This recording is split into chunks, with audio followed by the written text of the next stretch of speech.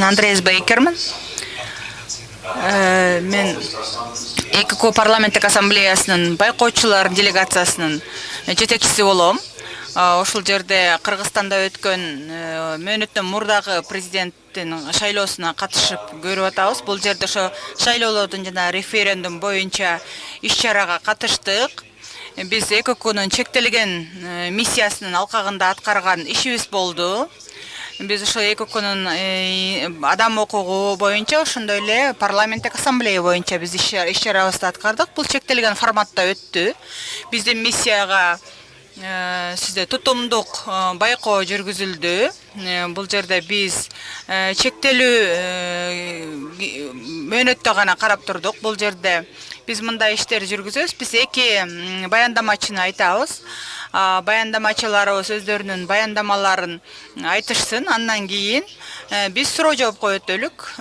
Бул жерде биздин пресс-конференцияда онлайндагы катышуучуларыбыз бар. Онлайн суроо жоопторубуз да бар. Эгерде биздин ушул баяндамалар бүткөндөн кийин сиздин баарыңыздарга биз пресс-релиздерибизди таратып беребиз. Биз убактыбызды үнөмдөө менен биз сиздерге атайын келген чектелген миссиянын өзгөчө координатору Петер Джуэл Женсен, андан кийин Паташ Милс. Бул дагы ошол ЭККнын ошо БДПчинин кеңсеси тарабынан бул жерде баяндама жасайт. Ошондой эле биздин парламенттик ассамблеяда Женсенге сөз беребиз. Сиздер ушул биздин басма сөз жыйынына келгенибизге жана онлайн жыйынга катышып жатканыбызга ыраазычылык билдиребиз. Кыргыз Республикасы үчүн көчө абдан маанилүү күн болду. Кыргыз Республикасынын элинин меймандостугу үчүн мен ыраазычылыгыбызды билдиребиз. Ошол кооз жагымдуу өлкөгө кайра келгеним мен үчүн абдан жакшы маанайларды тартуулайт. Ошондой эле сиздердин баарына таанымал меймандостугуңуздарга суктанып келем. Ошондой эле биз ошол шайлоо учурунда биз ошол ЭККнын парламенттик ассамблеясынын чектелген миссиясы аркылуу ошондой эле Тамаш менен бирге биз ошол ЭККнын аткарган иштери үчүн ыраазычылыгыбызды билдирип кетебиз. Биздин жамааттык аракеттерибиздин негизинде мен бүгүн сиздерге негизги чечимдерибиз жөнүндө маалымат берсек болот. Кыргыз Республикасынын мөөнөттөн мурдагы шайлоолору жана референдум өткөргөнү ушул Кыргызстанда өтүп жаткан саясий кризистин негизинде жүрүп жатты. Бул ошо парламенттик шайлоолор жокко чыгарылгандан кийин бул шайлоолор белгиленди. Ошондой эле бул жерде ошол мелдешке таймашка аныкталган бир шайлоолор болду. Баардык укуктар сакталды. Шайлоо кампаниясы да бир талапкер көбүрөөк болду. Ошондой эле анын ошол каржылык жана административдик ресурстарды колдонгон негизинде тең укуктар көрсөтүлгөн жок. Шайлоо процесстери ошондой эле шайлоо дебаттары дагы ошол президенттик шайлоолор менен бирге бир гана конкреттүү кандидаттын айланасында, талапкердин айланасында болду. Ошондой эле бул жерде акысыз эфирдик берүүлөрдө, ошондой эле теледебаттарда баардык агитация жүргүзүүгө, ошондой бүт талапкерлердин теледебаттарга катышуусуна мүмкүнчүлүк болду. Ошондой эле массалык маалымат каражаттарынын сын пикирде негизинде жүргүзүлгөн көз караштарын көрсөтүү, ошондой эле шайлоочулардын маалыматтарга чектелген маалыматтарга гана ээ болуп жаткандыктарын көрө алсак болот. Ошондой эле санитардык эпидемиологиялык чаралардын баары караганда баардык эрежелер сакталып жатты. Ошондой эле баардык шайлоо комиссияларында өздөрүнүн иш аракеттерин жүргүзгөн жана активдүү иштеген шайлоо тилкелериндеги иштеп аткан адамдарды куттуктап койсок болот. Анткени көптөгөн чакырыктар болду. Бул жерде техникалык бир чакырыктар болду. Анткени бул автоматтык санаган жабдуулардын көйгөйлөрү ортого чыгып атты. Ошого карабастан бул шайлоолордун баары жүргүзүлдү. Негизинен жалпысынан шайлоолор жана референдумду жакшы деңгээлде өткөрүлдү деп белгилей алабыз.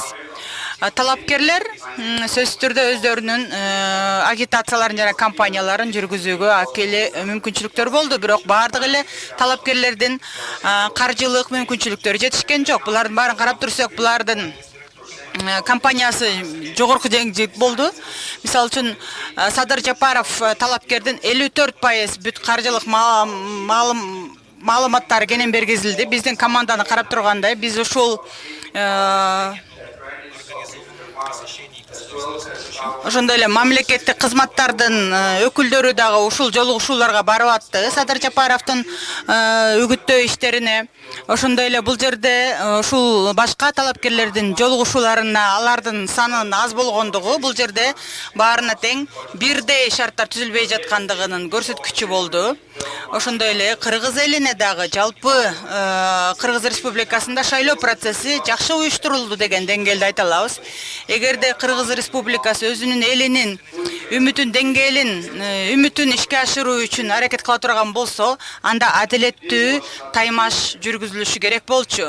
Бирок биз муну байкай алган жокпуз. Эми мен сөздү Тамашка берейин. Анткени бул өздөрүнүн ошол адам укугу боюнча ЭККнун Бишкек кеңсесин өзүнүн ой пикирлерин айтып берсин.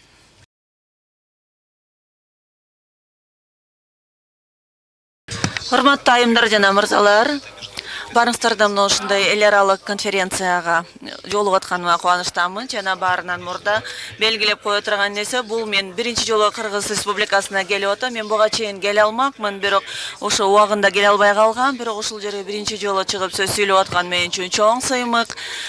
Белгилеп кое турган нерсе, мына ошол Кыргыз эли меймандостугу менен белгилүү дүйнөдө, жана мен чындыгында эле чын ниетим менен ушундай деп эсептейм. Кыргыз Республикасы эркин жана ачык айрым жана гүлдөп өнүккөн жашоого татыктуу деп эсептейм. Ошондой эле ушул шайлоолорду дагы ушундай деңгээлде, татынакай деңгээлде өткөрүүгө татыктуу эсептейм. Ошондуктан биздин жүргүзгөн байкоолорубуздун айрым жыйынтыктарына кайрылсак.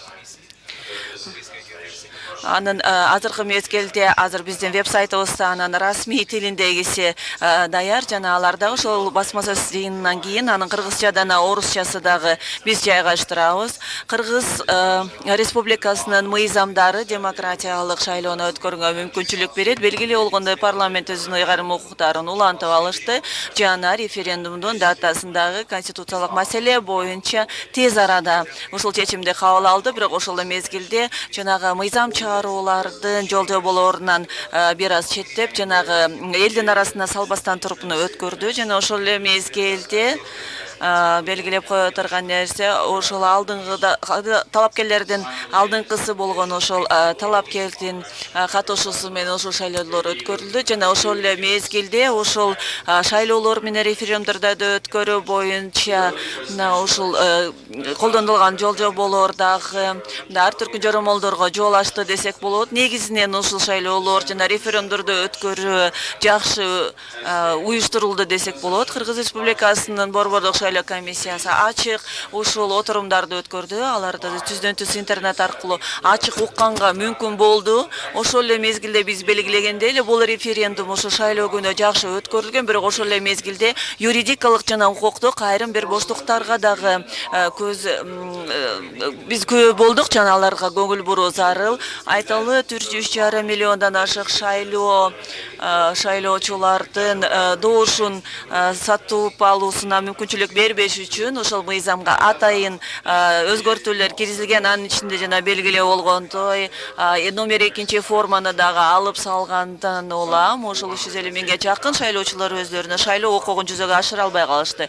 450 миңге жакын шайлоочулар биометрикалык маалыматтарын бербегенден кийин алар дагы шайлоого катыша албай калышты. Ошондой эле талапкерлер өздөрүнүн үгүт иштерин эркин жүргүзгөнгө мүмкүнчүлүк болду, бирок алардын көпчүлүгүнүн уюштуруучулук жана каржылык мүмкүнчүлүктөрү чектелүү болгондугуна байланыштуу аларга оорураак болду муну жүргүзгөн. Ошондой эле ошол компанияда баягы фаворит деп аталган талапкердин мүмкүнчүлүктөрү башкаларга салыштырмалуу көбүрөөк болду.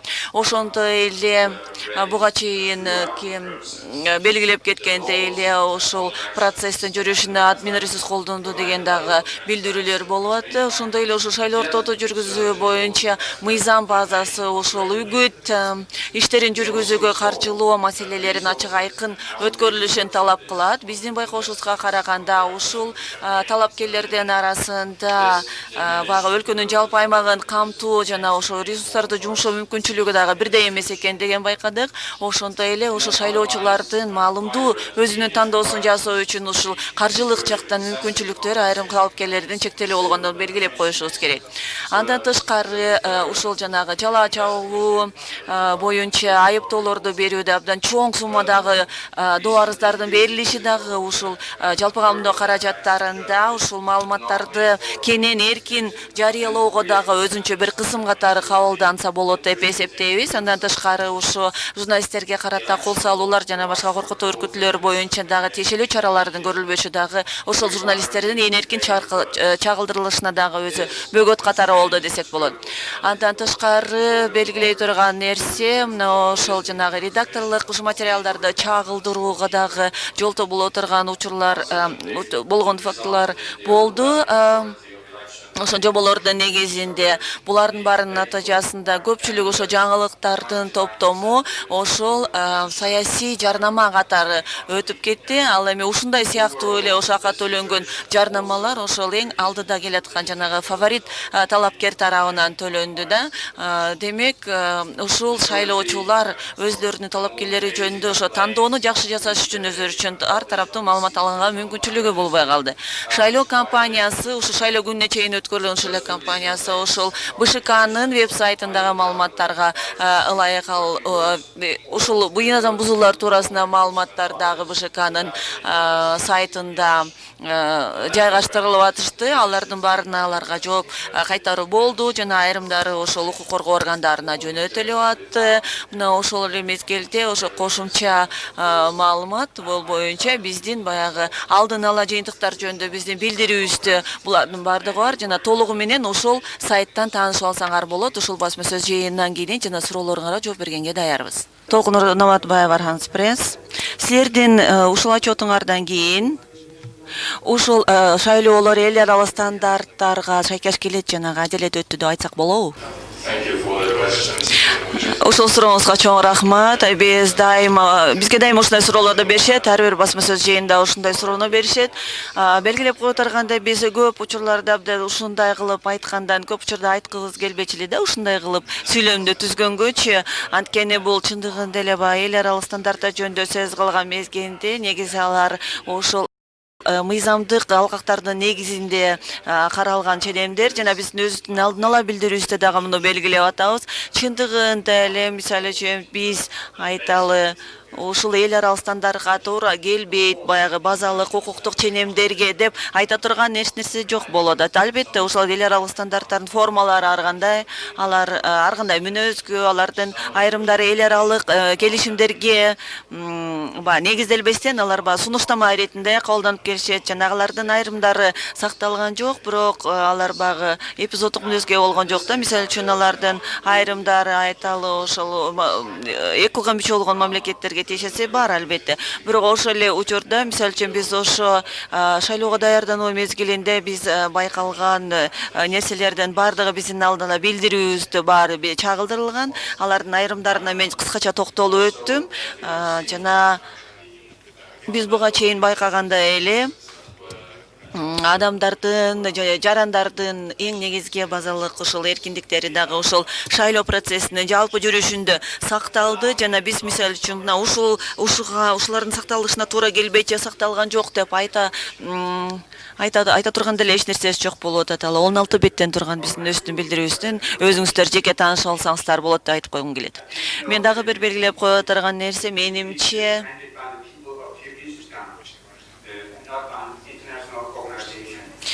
мен белгилеп кое турган нерсе бул биз буга чейин бул жерде комментарийлерди жасадык жана өзүңөр ушу отчет алгандан кийин ал менен өзүңөр таанышсаңар болот.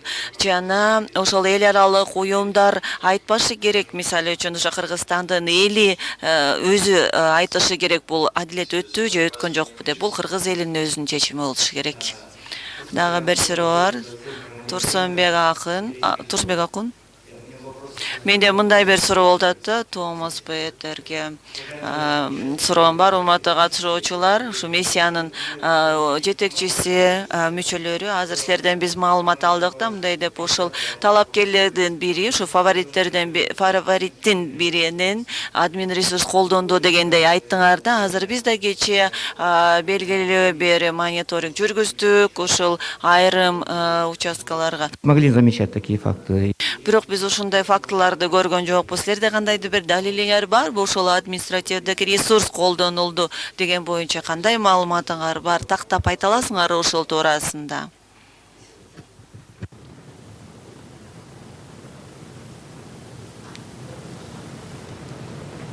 Thank you very much.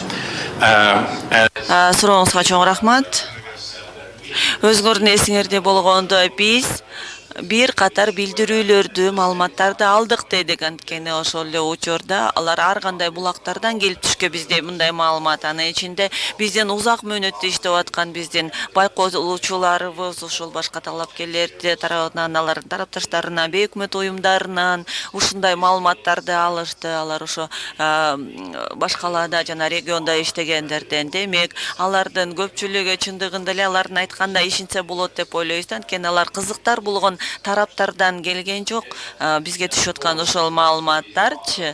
Ошону үчүн ушул маалыматтардын же ошолдун маалымат булагынын көпчүлүгүн мисалы үчүн барып текшерген оңой эмес. Албетте биз иликтөө жүргүзө алган жокпуз. Канчалык деңгээлде алардын айтып атканы чын экендигин. Бирок ушул жөнүндө айтылган сөздөр көп болду жана ар кандай булактардан келип түшкөндүктөн биз аларга көңүл бөлүп өзүбүздүн ошо билдирүүбүздө аларды белгилеп коюуну чечтик да. Ошондуктан алар алдын алуу биздин билдирүүбүздөн орун алды да. Мисал катары айтып кое турган болсок, биз дайыма эле баягы саясий митингтерге мисалы үчүн дайыма эле ыктыярдуу катыша бербей тургандыгы туурасында бар. Мисалы үчүн ошо митингтерге алардын катышуусу дайыма эле ыктыярдуу түрдө эмес экендиги туурасында билдирүүлөр бар.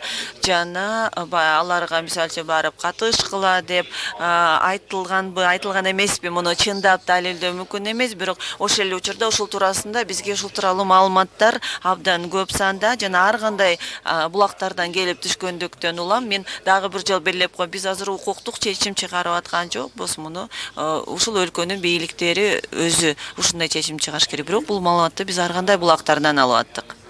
Чоң рахмат. Кошумча суроолор барбы? Суроолор жок окшойт. Чамасы ошондой эле онлайн Zoom аркылуу да бизде суроолор жок окшойт. Эгер кандайдыр бир дагы 1 мүнөттүү убакыт берели. Эгер жок болсо барыңыздар ушул басма сөз жыйынына келгениңизде чоң ыраазычылык билдирип койгум келет. Дагы бир суроо бар окшойт.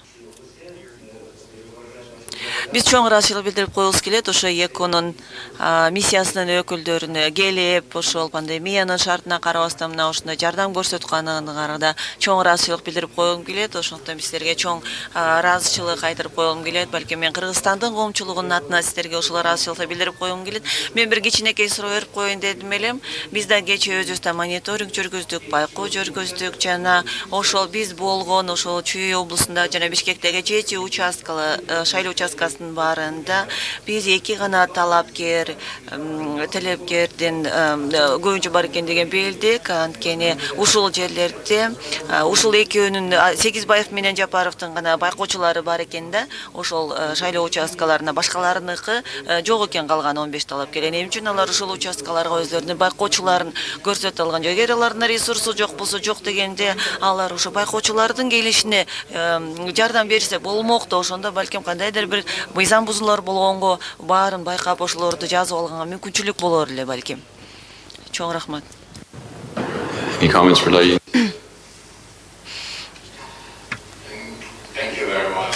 Чоң рахмат сиздин сурооңузга.